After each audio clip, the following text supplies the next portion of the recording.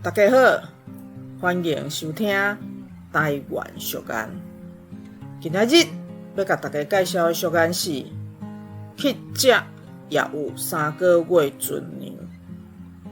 伊的意思是讲，乞食虽妄是靠讨食医生，毋过为着预防万一，嘛会有3个月的存粮。